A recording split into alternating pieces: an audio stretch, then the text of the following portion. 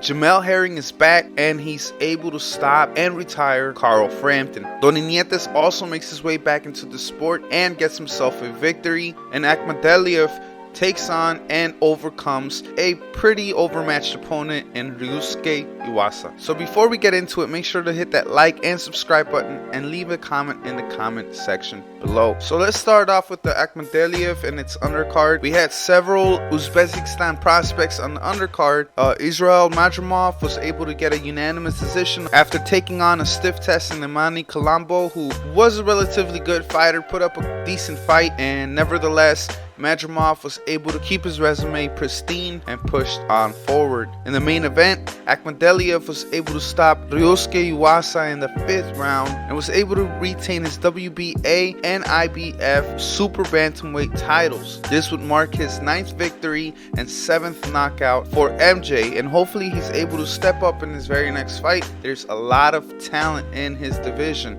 He could potentially give Daniel Roman a rematch, which that was a very close fight. You also have Ronnie Rios. You also have the #1 guy in the division, Stephen Coolboy Steph Fulton, and you also have Rai Salim, Angelo Leo. There's a lot of fighters in this division Akhmadaliev could be facing, so hopefully he's able to line those fights up and he's able to look fantastic. He's a very good fighter, so I hope to continue seeing him develop his game all around. Anyway, let's move on forward. Out of the Caesar Palace in Dubai, the UAE, this Saturday, April the 3rd, we had the return of Donnie Nietes against Pablo Carrillo, an overmatched opponent. But Donnie Nietes was coming off a significant layoff, and he makes his way back to the winning column at 115 and puts himself in line for a potential shot at the WBO Super Flyweight champion, because he was able to pick up the vacant International Super Flyweight title. Donnie Nietes is a fantastic fighter. He has some very good wins,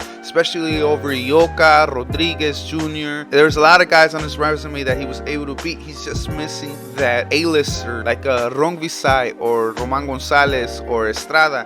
So hopefully it's not too late for those fights and provide some fireworks for us fans, because I know a lot of us hardcore fans have been waiting for Nietes to face off against one of those aforementioned names. In the main event to that card, Jamel Herring is able to stop Carl Frampton in the 6th round. He set it up perfectly. He was able to catch Carl Frampton with an uppercut, and it was pretty much done from there. Carl Frampton never really regained his composure. He never really looked himself actually during the fight. From my perspective, I really believe that Frampton was in the twilight of his career. Although he is a very good fighter and it was a decent win, I don't think much higher than that for Jamel Herring at 130. Now, if he would have beaten Frampton at 122 or 126, where he was much more formidable, it'd be a different story. However, it happened all the way at Super Featherweight, which is one division north. I don't want to take anything away from Jamel Herring. He put on a great performance. He was a sharpshooter in there. He was able to pick his shots, took Frampton apart. But I think if this was a Frampton during his prime at a more comfortable weight division, I think it could have potentially have gone a different way. And I don't mean no disrespect again to Herring. He's a fantastic fighter. I think he's really coming to his own as of late. I know he came up the hard way, and although he's a little bit later in his life as a fighter, nevertheless I think he's matured and he's at his best moment. I mean, the performance he put on was stellar. It really was. He was able to outbox Frampton throughout the fight, drop him, and ultimately stop him, and it's no easy feat. But then again, like I said, I just feel like Frampton wasn't Carl of old. It wasn't the Carl that gave us the Warrington War. It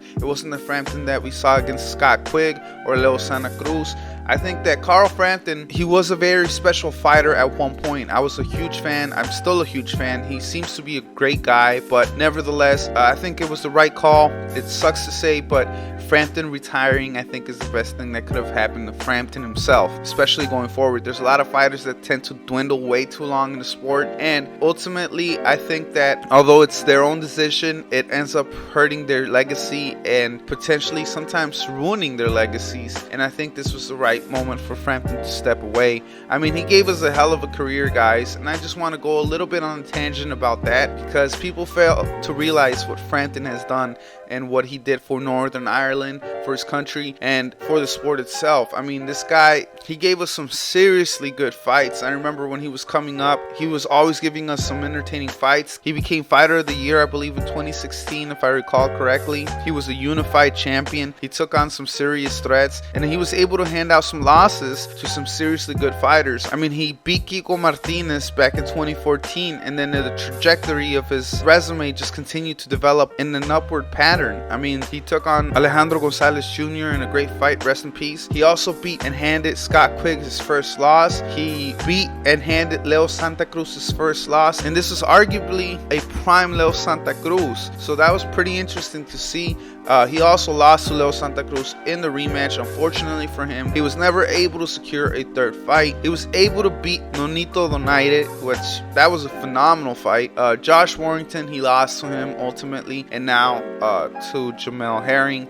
But nevertheless, he did have a fantastic career, and everything that the Jackal did is very much appreciated from me as a fan, as a major fan of the sport. But regardless, he was always up for a good fight. So hopefully he enjoys his retirement, and congratulations to Jamel Herring. There's a lot of fights on the horizon for Jamel Herring. He set himself up for a potential clash and payday with Oscar Valdez, Shakur Stevenson. You also have Tank Davis in the division, Tevin Farmer. You have Joseph Jojo Diaz, Miguel Burchell, Chris Colbert, Roger Gutierrez, Rene Alvarado, Andrew Cancio. There's a significant amount of names in the weight division that he could face off against next. I know that Shakur Stevenson had apparently locked down the winner of this fight due to his mandatory status, so Shakur Stevenson should be the one that Herring faces next.